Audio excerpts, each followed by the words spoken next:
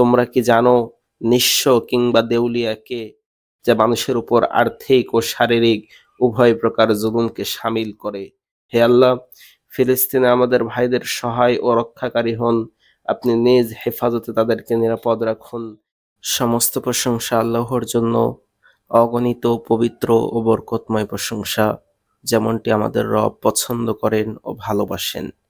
আমি সাক্ষ্য দিচ্ছি যে আল্লাহ ছাড়া সত্য কোনো উপাস্য নেই। তিনি একক, তার কোনো শরিক নেই, তিনি সুমহান, সুউচ্চ। আমি আরো সাক্ষ্য দিচ্ছি যে আমাদের নবী মুহাম্মদ সাল্লাল্লাহু আলাইহি ওয়াসাল্লাম আল্লাহর বান্দা, রাসূল এবং মনোনীত নবী। আল্লাহ তাআলা তার প্রতি, তার পরিবারবর্গ এবং সঠিক পথ ও তাকওয়ার অধিকারী সাহাবীদের প্রতি সালাত ও সালাম বর্ষণ করুন।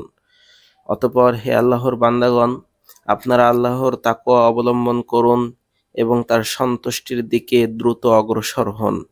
আল্লাহ তাআলা বলেছেন, ওয়াত্তাকুল্লাহাল্লাযী ইলাইহি তুহশারুন, আর তোমরা সেই আল্লাহকে ভয় করো যার নিকট তোমাদেরকে একত্রিত করা হবে। হে মুসলিম যুব সমাজ, সবচেয়ে বড় তাওফিক ও পরিপূর্ণ সঠিকতার অন্যতম হলো বান্দার নিজ রবের আনুগত্য রক্ষায় সতর্ক থাকা। ফলে সে সর্বোচ্চ সতর্কতার সাথে তার ইবাদত সংরক্ষণ করে, নিজেকে সৃষ্টির অধিকার থেকে নিরাপদ রাখার জন্যে নফসের সঙ্গে সংগ্রাম করে এবং কথা ও কাজে যে কোনো উপায়ে সৃষ্টির প্রতি জুলুম করা থেকে পরিপূর্ণরূপে বিরত থাকতে সাধনা করে।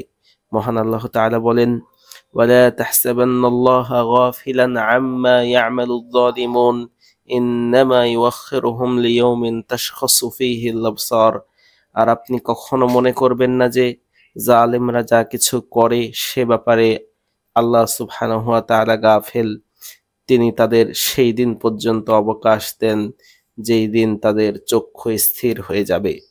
হাদিসে কুদসিতে এসেছে, নবী করিম সাল্লাল্লাহু আলাইহি ওয়াসাল্লাম মহান আল্লাহ তাআলা থেকে বর্ণনা করেন, তিনি বলেন, হে আমার বান্দাগণ, ইন্নী হাররামতু যুলমা আলা নাফসি, আমি নিজের উপর জুলুমকে হারাম করে দিয়েছি। ওয়া জাআলতুহু বাইনাকুম মুহাররামান, এবং তোমাদের মাঝেও জুলুমকে হারাম করে দিয়েছি। ফালা তাযালামু, সুতরাং তোমরা পরস্পরের প্রতি জুলুম করবে না। আল্লাহর বান্দাগণ, সবচেয়ে বড় ধ্বংস ও কঠিন ক্ষতির অন্যতম কারণ হলো অন্যের উপর জুলুম এবং তার অধিকারে হস্তক্ষেপ করার ব্যাপারে নিজের প্রবৃত্তিকে মুক্তভাবে ছেড়ে দেওয়া। রাসূল সাল্লাল্লাহু আলাইহি ওয়াসাল্লাম বলেছেন, তোমরা জুলুম থেকে বেঁচে থাকো, কেননা কিয়ামতের দিন জুলুম অন্ধকার হয়ে দেখা দিবে।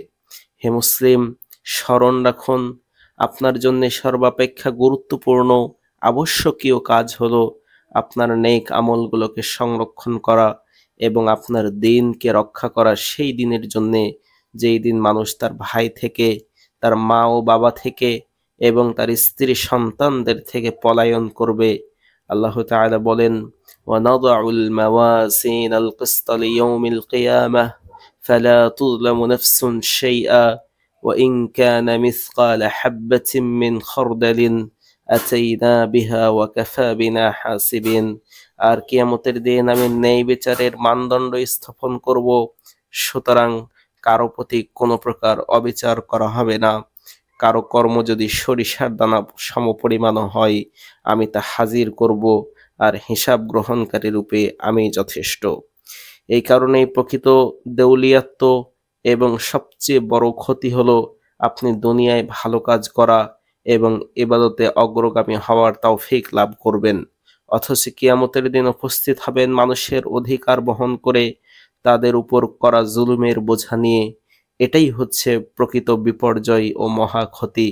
তাই তো নবী করিম সাল্লাল্লাহু আলাইহি ওয়াসাল্লাম বলেছেন, যে ব্যক্তি তার ভাইয়ের উপর তার সম্ভ্রম অথবা কোনো বিষয়ে জুলুম করেছে, সে যেন আজই তার কাছ থেকে মাফ করিয়ে নেয়, ওই দিন আসার পূর্বে যেই দিন কোনো দিনার বা দিরহাম কিছুই থাকবে না। আর যদি কোনো নেক আমল থাকে, তবে তার জুলুমের পরিমাণ অনুযায়ী তা হতে নিয়ে নেওয়া হবে। আর যদি তার নেকি না থাকে, তবে মাজলুম সঙ্গীর পাপরাশি নিয়ে জালেমের উপর চাপিয়ে দেওয়া হবে। নিশ্চয়ই এটাই হলো পূর্ণ দেউলিয়াত্ব, যখন হকদারেরা আপনার থেকে আমলগুলো নিয়ে যাবে অথবা তাদের গুনাহগুলো আপনার কাঁধে চাপিয়ে দিবে। রাসূল সাল্লাল্লাহু আলাইহি ওয়াসাল্লাম বলেছেন, তোমরা কি জানো নিঃস্ব কিংবা দেউলিয়া কে?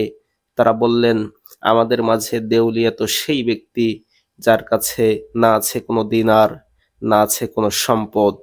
তিনি বললেন, আমার উম্মতের মাঝে দেউলিয়া বা নিঃস্ব সেই ব্যক্তি যে কিয়ামতের দিন আসবে সলাত, সিয়াম ও সাকাত নিয়ে, কিন্তু সে এক ব্যক্তিকে গালি দিয়েছে, ওই ব্যক্তির উপর অপবাদ দিয়েছে, কারো সম্পদ খেয়ে নিয়েছে, কারো রক্ত ঝরিয়েছে, কাউকে মেরেছে। ফলে এই ব্যক্তিকে তার নেক আমল থেকে দেওয়া হবে, ওই ব্যক্তিকেও দেওয়া হবে যদি তার নেক আমল শেষ হয়ে যায় অথচ তার উপর পাওনা এখনো বাকি থাকে, তখন তাদের গুনাহ তার উপর চাপিয়ে দেওয়া হবে, অতঃপর তাকে জাহান্নামে নিক্ষেপ করা হবে। এটাই আল্লাহর পূর্ণ ন্যায় বিচার। অতএব হে নিরাপত্তা ও কল্যাণ প্রত্যাশী ব্যক্তি, মানুষের উপর জুলুম করা থেকে বিরত থাকুন, তাদের হক আদায়ে উদ্যোগ নিন এবং দ্রুত তাদের সাথে মীমাংসা করে নিন। আল্লাহ তাআলা বলেন, ইন্নামাস সাবিলু আলাল্লাযীনা ইয়াযলিমুনান নাস ওয়া ইয়াবগুনা ফিল আরদি বিগাইরিল হাক্কি, কেবল তাদের বিরুদ্ধে ব্যবস্থা গ্রহণ করা হবে যারা মানুষের উপর অত্যাচার করে এবং পৃথিবীতে অন্যায়ভাবে সীমা লঙ্ঘন করে বেড়ায়। সুতরাং ওহে সেই ব্যক্তি যে নিজের জিহ্বা ও কলমকে মানুষের প্রতি গালি, অপবাদ ও দোষারোপের জন্য মুক্ত করে দিয়েছ, পরনিন্দায় তৎপর হয়েছ এবং তাদের ইজ্জতের প্রতি আঘাত হেনেছ, ওহে সেই ব্যক্তি যে মানুষের সম্পদ অন্যায়ভাবে ভক্ষণ করেছ, সেই ব্যাপারে অবহেলা করেছ এবং মালিকের নিকট তা ফিরিয়ে দেওয়ার ব্যাপারে গাফিল থেকেছ, তুমি তোমার রবের নিকট তওবা করো, সঠিক পথে ফিরে আসো এবং দ্রুত সেই হকগুলো আদায় করে নিজেকে দায়মুক্ত করো। আল্লাহ তাআলা বলেন, ওয়াকাদ খাবা মান হামালা যুলমা, যে ব্যক্তি জুলুমের বোঝা বহন করবে সে নিঃসন্দেহেই ক্ষতিগ্রস্ত হবে। এই আয়াতের সঠিক তাফসীর অনুযায়ী এখানে জুলুম বলতে সেই সমস্ত জুলুমকে বোঝানো হয়েছে যা মানুষের উপর আর্থিক ও শারীরিক উভয় প্রকার জুলুমকে শামিল করে। তাছাড়া রাসূল সাল্লাল্লাহু আলাইহি ওয়াসাল্লাম বলেছেন, যে ব্যক্তি মারা যায় এবং তার উপর একটি দিনার বা একটি দিরহাম ঋণ বাকি থাকে, তা তার নেক আমল থেকে পরিশোধ করা হবে, সেখানে তো দিনার বা দিরহাম থাকবে না। সুতরাং আল্লাহ আপনাদের প্রতি দয়া করুন, তাড়াতাড়ি পরিত্রাণের উদ্যোগ নিন এবং নিজ নিজ আত্মার মুক্তির জন্য অগ্রসর হন, তাহলে আপনারা নিরাপদে থাকবেন এবং সফলতা অর্জন করবেন। রাসূল সাল্লাল্লাহু আলাইহি ওয়াসাল্লাম বলেছেন, অবশ্যই কিয়ামতের দিনে হকসমূহ তাদের মালিকের কাছে ফিরিয়ে দেওয়া হবে, এমনকি শিংওয়ালা ছাগলের কাছ থেকেও শিংবিহীন ছাগলের জন্য প্রতিশোধ গ্রহণ করা হবে। হে আল্লাহ, আমাদের তাওবা গ্রহণ করুন, নিশ্চয়ই আপনি তাওবা কবুলকারী ও পরম দয়ালু। আমাদের ক্ষমা করে দিন, নিশ্চয়ই আপনি পরম ক্ষমাশীল ও দয়ালু। আমরা যা শুনেছি তাতে আপনি বারাকাহ দান করুন এবং আমাদেরকে হেদায়াত ও সঠিকতা দান করুন। আমি আমার রবের প্রশংসা ও শুকর আদায় করছি। আমি সাক্ষ্য দিচ্ছি যে আল্লাহ ছাড়া সত্য কোনো ইলাহ নেই, তিনি এক, তার কোনো অংশীদার নেই। আমি আরো সাক্ষ্য দিচ্ছি যে আমাদের নবী মুহাম্মদ সাল্লাল্লাহু আলাইহি ওয়াসাল্লাম তার বান্দা ও রাসূল। হে আল্লাহ, তার প্রতি, তার পরিবার ও সাহাবীদের প্রতি সালাত ও সালাম নাসিল করুন। আল্লাহর বান্দাগণ, একজন মুসলিমের কর্তব্য হলো সে মানুষের অধিকার থেকে নিজের দায় মুক্তির জন্য সর্বোচ্চ প্রচেষ্টা করবে, কেননা সহিহ হাদিসে এসেছে, আল্লাহর পথে জিহাদ সব পাপ মোচন করে দেয় তবে ঋণ ব্যতীত। আর এ বিষয়ে অবহেলার পরিণতি হলো এটা এক বান্দাকে তার ইহকালীন ও পরকালীন ধন সাত্ত্বক অবস্থার দিকে নিয়ে যায়। রাসূল সাল্লাল্লাহু আলাইহি ওয়াসাল্লাম বলেছেন, যে ব্যক্তি মানুষের সম্পদ গ্রহণ করে তা ফিরিয়ে দেওয়ার ইচ্ছা নিয়ে আল্লাহ তার পক্ষ থেকে তা পরিশোধ করে দেন, আর যে ব্যক্তি তা নষ্ট করার উদ্দেশ্যে নেয় আল্লাহ তাকে ধ্বংস করে দেন। সুতরাং সত্যিকারের সৌভাগ্যবান সেই ব্যক্তি যে উপদেশ গ্রহণ করে এবং মানুষের অধিকার থেকে নিজেকে রক্ষা করে চলে।